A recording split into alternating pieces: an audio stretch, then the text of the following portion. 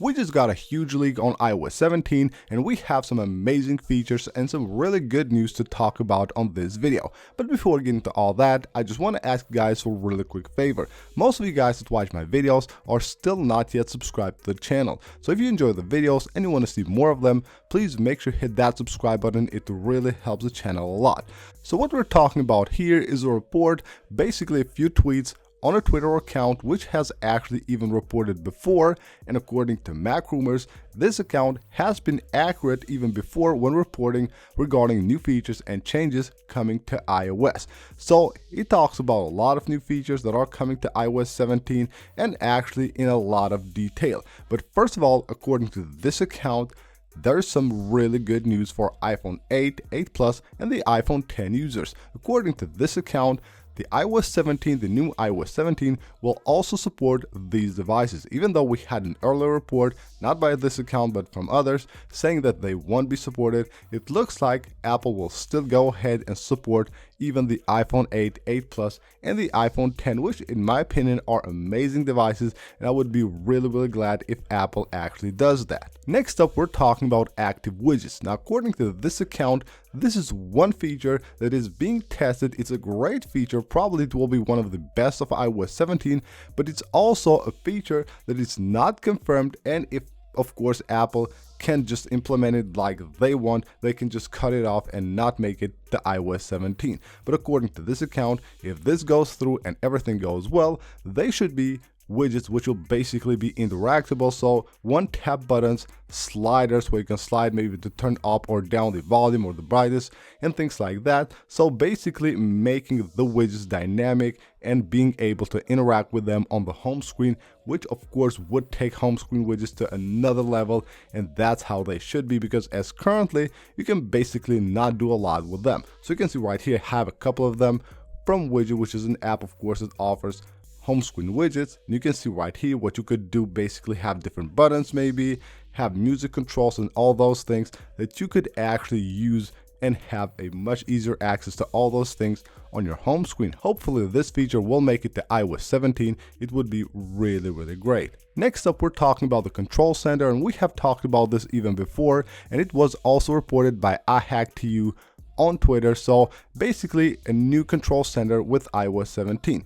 This has been reported over and over again, and it's basically confirmed that we're getting a new control center, and even with more customization options on iOS 17. I would expect this to be kind of similar to the one that we have on Mac today. Probably that will be the look, and of course the ability to actually customize and move around things on the control center, because of course not everyone wants to have the same layout and have everything in the same place. Of course you can move around stuff and of course hide and add things. That would be really great. Now, one thing that Apple is doing with the new software update is of course add more functions to the dynamic island. So according to this report, we will have a lot more notifications on the dynamic island, and Apple is also testing basically a UI where they could put Siri right there on the dynamic island. That would be much better than having it on the screen right here. Now of course we're getting new devices in September, the iPhone 15 and the iPhone 14 Pro is already here with the dynamic island, and Apple will basically try to push like more features to the dynamic island. So of course more people will have actually more reasons to buy these newer devices, which are also more expensive and feature a dynamic island. We're getting also updates on the camera app, and according to this report, this might be, it's not 100% sure, but it might be exclusive to the new iPhone 15. According to this account, this was actually planned for the iPhone 14, this update on the camera app, but it didn't make it, and it looks like it's coming now for the iPhone 15. There are also new changes coming to the always on display and always on display settings. Now that of course should happen, because when you go here and you go to always on display, you can see you have basically a couple options here, nothing else. So you will have way more ways to customize the always on display. When you come here on iOS 17, probably you will have a lot more options to actually configure and customize the always on display, which of course from now on is being rolled out on newer devices. The iPhone 15 will have one, and of course the next iPhone, so Apple should add way more features to this section.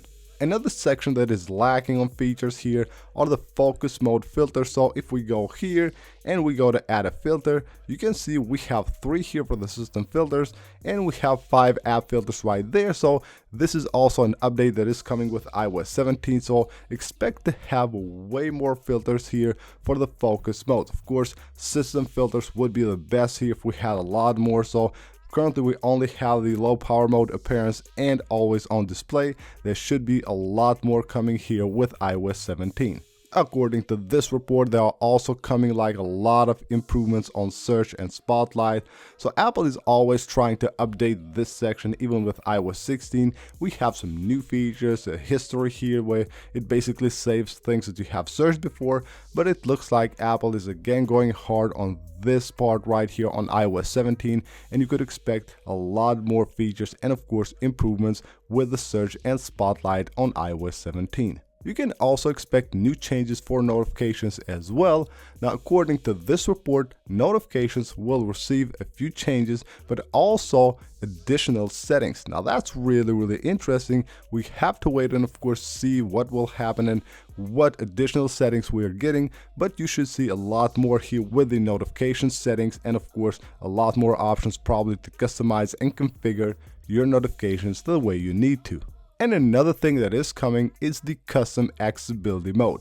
Now this has actually been reported to come on iOS 16, and even we have screenshots here from basically the code of iOS 16. We can see what this will do. So basically we'll have the option to have control over the UI and the layout. This will be useful especially for older people or children, and of course customize the UI, have a larger UI here, and do everything on your iPhone the way it suits you better. So this is also coming according to this report to iOS 17.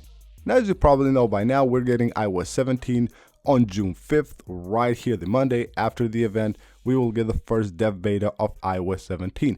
But what's really interesting, according to this same account, is that this account says that even iOS 16.5 will come out to the public after WWDC 2023. So basically after the first beta of iOS 17. I really was expecting iOS 16.5 to come out sometime in May, maybe mid to late May, but it looks like Apple will wait for that update until like somewhere around mid-June before releasing it to the public. So that is it for this video, guys. I hope you guys enjoyed the video.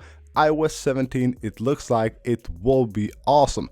So we have some great new features leaked, and of course hopefully the older devices will also be supported. So that's it. Thank you guys for watching. Don't forget to subscribe for more and hit the like button if you enjoyed the video, and I'll see you on the next one.